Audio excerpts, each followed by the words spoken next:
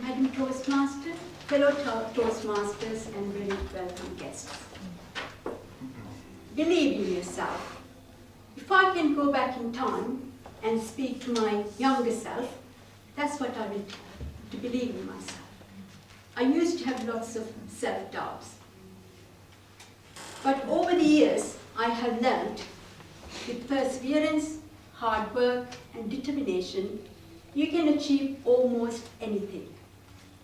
Today, I'm going to talk to you about 3 things that I have achieved and that I am proud of. Learn to drive, buy my first house, and my career, getting promotion at work. I grew up in Sri Lanka until the age of 15. I didn't know anything about cars. I had gone in cars because my dad used to have a car. My mum cannot drive, and she used to encourage me to drive. She used to say that will give you freedom and independence if you learn to drive. I wanted to drive. I liked the idea, but I wasn't quite sure. The self-doubt crept in. I didn't think I'd be able to drive. My dad had a brilliant idea. He said, why don't I give you driving lessons? Now, I didn't know anything about brakes, clutch, accelerator. That was all alien to me.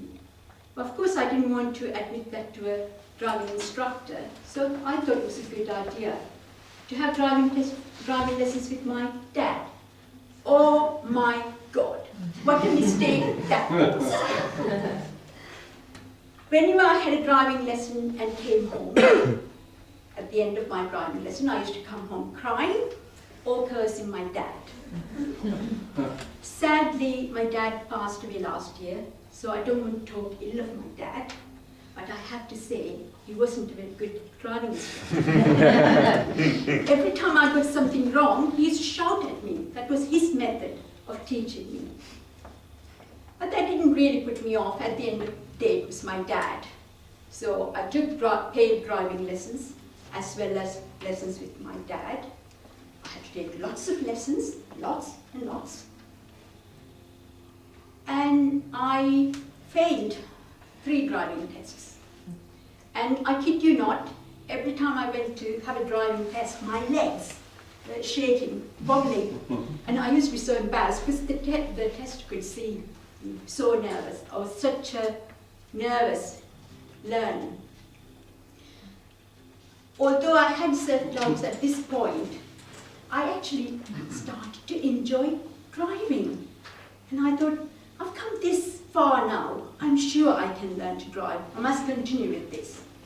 Anyway, continued to take driving lessons with my dad as well as paid lessons. And something quite bad happened. While I was having a lesson with my dad, I had a really bad crash.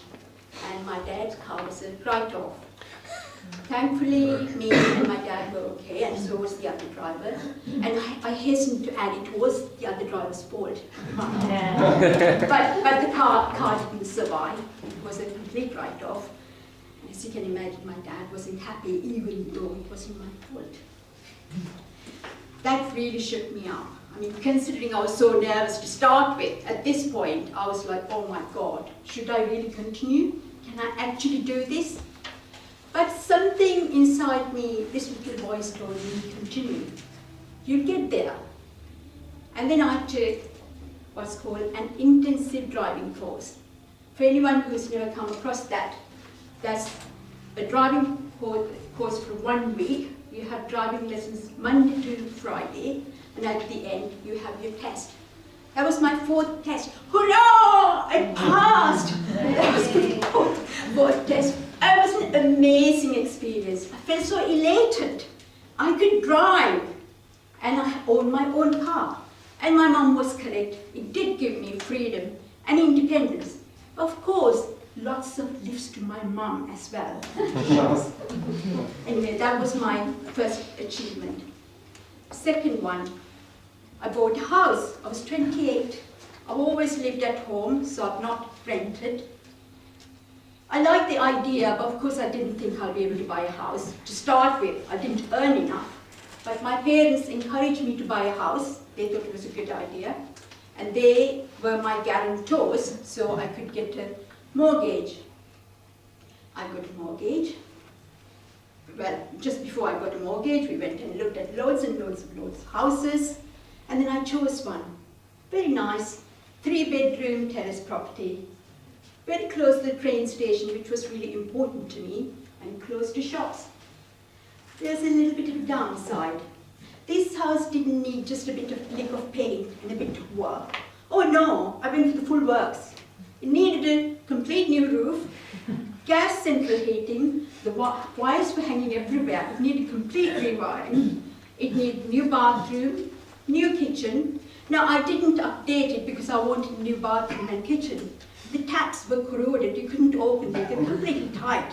This is bathroom and kitchen both, and it was leaking everywhere. An elderly couple lived in the house. They were there when I went to see it. I didn't know how they lived there. It just didn't feel habitable at all. Anyway, I thought, oh my God, what possessed me? You know, what am I going to do? So, but it was in such a bad condition. The council actually gave me an improvement grant. I mean, they're very strict with giving improvement grants, so you can imagine what state this house was. It wasn't enough, of course. You know, I did get help from my parents, and I had some money. I had a full-time job, and I got another part-time job in Marks and Spencer's, working as a sales assistant in the laundry department. Very interesting. Anyway, I had to get builders, of course. I didn't have any experience of using builders. I think that showed, because the builders, you know, let me down quite badly, quite a few of them. I hardly ever saw them in my house. They took my money, and I think they were doing somewhere else or their work. Anyway, with perseverance, you know, with hard work, help from my friends and family, continued to get the work done.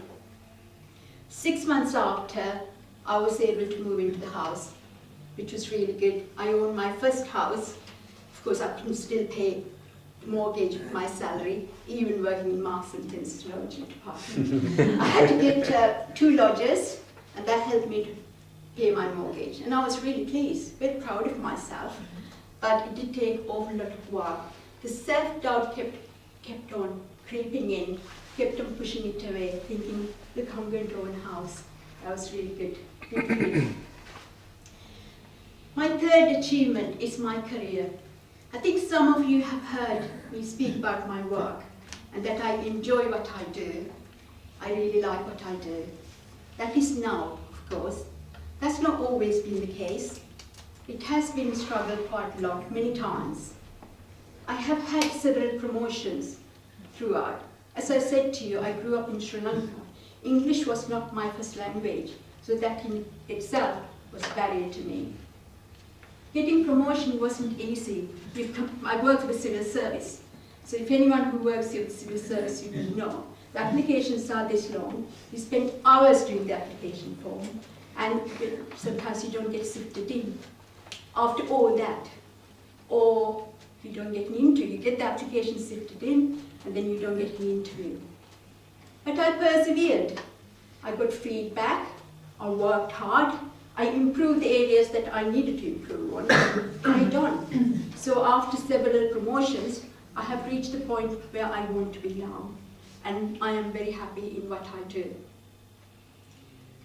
To conclude, I think we can achieve as human beings anything we want.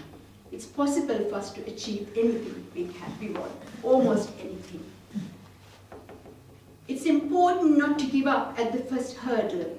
Challenges are sent to test us, but we mustn't let that put us down. We have to keep on persevering.